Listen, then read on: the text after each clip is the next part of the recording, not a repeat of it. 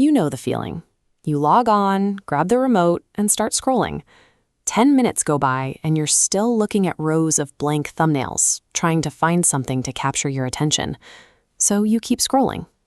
Imagine a different kind of platform, one that holds the greatest thrillers, comedies, and dramas ever produced. On this platform, there are no monthly subscription fees, no unskippable ads, and no waitlists. This platform is the public domain. When a copyright officially expires, ownership of a story transfers directly to you. It belongs to everyone with an internet connection. Because all of these books are already free and instantly available, the real problem is no longer gaining access to them. The challenge is figuring out which one to click on first. If you're new to classic literature, the best place to start is a curated starter pack. Think of it as a curated playlist of 10 specific, highly readable stories designed to hook you on page 1. You can jump into science fiction with The Time Machine, sharp political satire in Animal Farm, or the pure momentum of The Strange Case of Dr. Jekyll and Mr. Hyde. If you want something even faster, jump to the weekend binge category. These are short novellas that pack the weight of a heavy epic into a handful of pages you can finish by Sunday night. Leo Tolstoy's famous novella, The Death of Ivan Ilyich, takes about 50 pages to dismantle an ordinary man's understanding of what it means to live well. It leaves a lasting mark. These beginner lists show that reading classic literature does not require a long-term academic commitment. It offers concentrated, immediate entertainment. We can organize the rest of this library by genre. Let's start with action and adventure. Long before modern television, these writers engineered the exact mechanics of the cliffhanger. The quest for a noble goal begins with Cervantes and Don Quixote. He gave us the flawed hero riding out into a world that refuses to understand him, and later authors built on those foundations.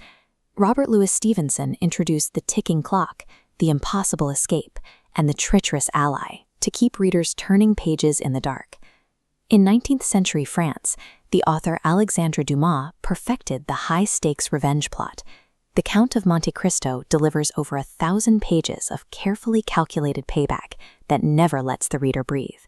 These authors invented the specific tools, the double identity, the secret map, and the elaborate heist that modern action movies still use to hold our attention today. Moving to a darker category, we find Gothic fiction. These stories use atmospheric dread, decaying mansions and violent storms, as a mirror for the parts of human psychology that polite society usually avoids. Edgar Allan Poe took the genre a step further. He pulled the monster out of the external world and placed it directly inside the crumbling mind of the narrator, creating psychological horror.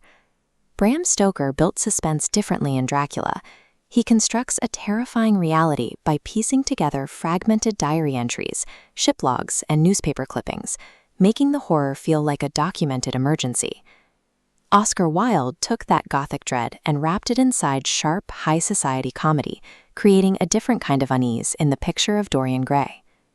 These stories endure because they use the supernatural as a safe, controlled vehicle to examine real, permanent human anxieties. A third category tracks two massive themes across thousands of years of human history: love and power.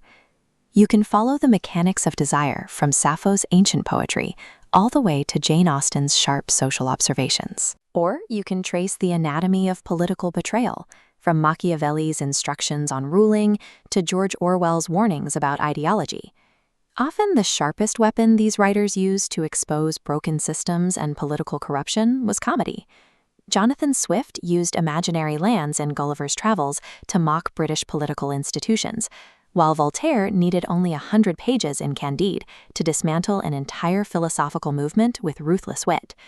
These authors recorded the history of their own eras, and in the process, they left behind the strategies we still use to navigate our own relationships and institutions. That brings us to our final playlist, Life Hacks.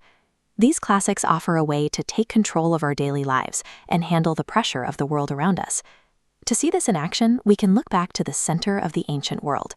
The Meditations of Marcus Aurelius were never meant to be published. This was the private, daily journal of a Roman emperor, trying to hold himself accountable.